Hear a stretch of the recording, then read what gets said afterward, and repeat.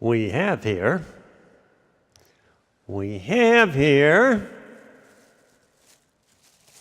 something that's still very important for us. Still very important. We have here, everybody ready? Okay. We have here, very simply, a dollar bill. Everybody see our dollar bill? Okay. Well, the old dollar bill now doesn't quite buy what it once did, but you know, we still spend an awful lot of time trying to make sure we have enough of these, right? Well, in tonight's gospel, Jesus teaches us about money, wealth, and what we should do with it. Now, you remember the story.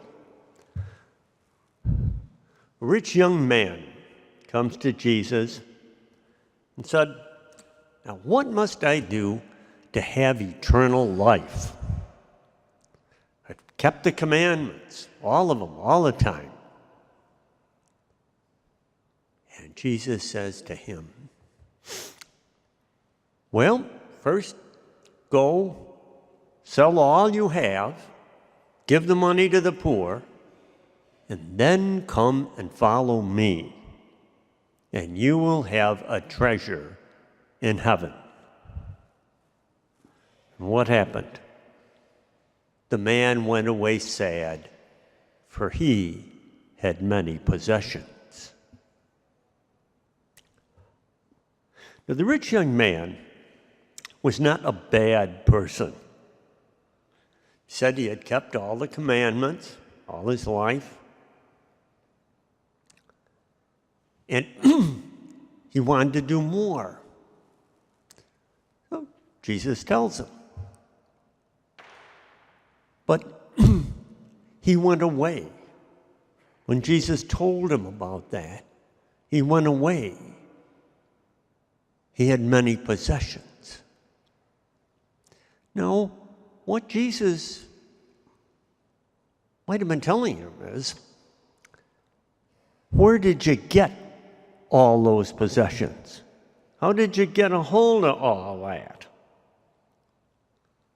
Because in the economy in Jesus' time, where he was in Palestine, was based on owning land. Now, the more land you had, the better off you were, right? But the real question is, how did you get that land? Because very often, the wealthy had land, and how did they get more? They got more because some landowners, some poor landowners, just plain couldn't make it and lost their land. And the wealthy acquired it, and the poor became slaves. Some had more than enough goods in this world, and some were reduced to nothing at all. Now, we have to ask ourselves, does that sound even somewhat familiar to the world that we live in? Some have nothing at all. What Jesus is saying is, don't be a part of that corrupt system. What should be is that those who have more than they possibly need should help those who don't have enough to live on.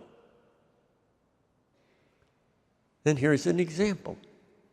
Remember the chosen people, the Jewish nation, as they were escaping slavery in Egypt.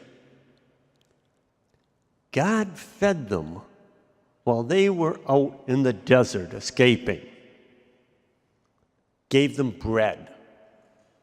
But he only gave them enough for one family for one day. Just enough, one family for one day. And everybody had enough. You see, this was God's economy. This is the way God chose it to be. And sometimes we're reminded of this in some very surprising ways. Maybe an example will help. A very loyal volunteer at one of the church food pantries near here got to know a family who came very often to the food pantry for food. So as Thanksgiving was coming closer, she says, I know what I'll do. I'll bake that family 2 pies, and that'll be enough for the whole family for Thanksgiving. Well, when she took the pies over to the family, the mother of that family immediately took one of the pies to the family upstairs. She didn't seem to hesitate and stopped to ask, now wait a minute, will there be enough for my family? Will everybody have enough? The only thing she seemed to be thinking about is, will that family have something? We're reminded of God's economy in many ways, aren't we? So, tonight, what does all this tell us?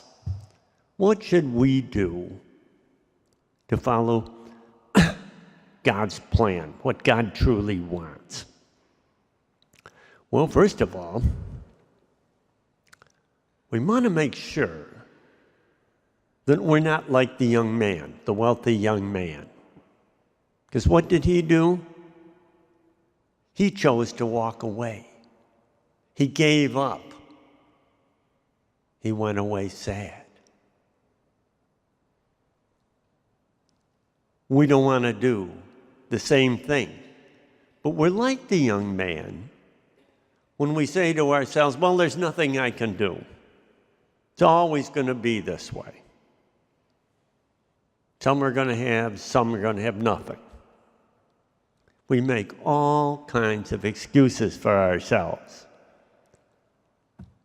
And when we do this, we're following the rich young man and not Jesus. We want to make sure that somehow, even in a small way, that we're part of the solution, so that those who do not have enough to live on at least have enough. Somehow we have to be part of the solution, even if it's in a small way. Remember the story about the woman with the pies? Small ways, but trying to be a part of the solution so that everybody has enough in our world. This can be a challenge. So, as we get ready now and go on and prepare to share in the body and blood of Christ, let's ask our God for the help that we need to truly make sure that we are always part of the solution and never, ever give up and walk away.